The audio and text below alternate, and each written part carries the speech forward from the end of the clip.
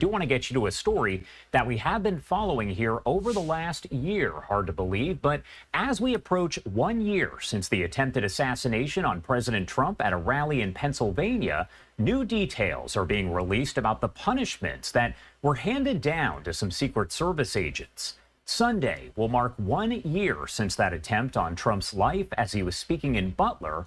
We now know that the Secret Service did suspend 6 agents. Matt Quinn, the agency's deputy director, saying that the suspended agents' punishments ranged from 10 to 42 days of leave without pay or benefits. Several media outlets reporting that when the agents did return, they were placed on restricted duty or roles with less operational responsibility. The names of those suspended agents have not been released at this point. Fox News does report a bipartisan House task force released a 180-page report back in December saying that the attempted assassination was, quote, preventable, referencing pre-existing leadership and training issues that, quote, created an environment where security problems were possible. Back on July 13th of last year, then presidential candidate Donald Trump was showing off a chart of border crossing numbers when the sound of gunfire could be heard. He reached toward his neck and then blood could be seen on his face. We were actually live on the air as all of that was unfolding. Now, Corey Comparator, a 50-year-old firefighter who was attending the rally, died, and 2 other men were injured in that attack. The Secret Service endured intense scrutiny after the security failure at the rally, which allowed the shooter, Thomas Crooks, to shoot at the stage. Crooks fired multiple shots from the roof of a building near the Butler Farm Show grounds where Trump was speaking before he was fatally shot by a Secret Service counter sniper.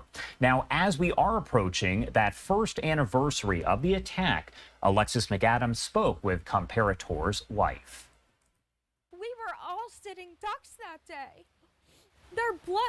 Our blood is all over their hands. I'm angry. I lost the love of my life. 1 year after her husband was killed at a Trump rally in Butler, Pennsylvania, Helen Comparator demanding accountability from the Secret Service. I want to sit down and talk to them. I have the right to. They need to listen to me. The agency has admitted to multiple failures and tells Fox it made changes since July 13th of last year, after a gunman climbed onto this rooftop and fired off 8 rounds, killing Corey Comparator and wounding 3 others, including President Trump. Ready? Move! Up. Why weren't they paying attention? Why did they think that roof didn't need cover? Police say 20-year-old Thomas Crooks fired those gunshots. Investigators say the once shy college kid planned the attack for days. The feds say Crooks was stockpiling weapons and making explosives in his room. If you could talk to Thomas Crooks' parents, what would you say to them?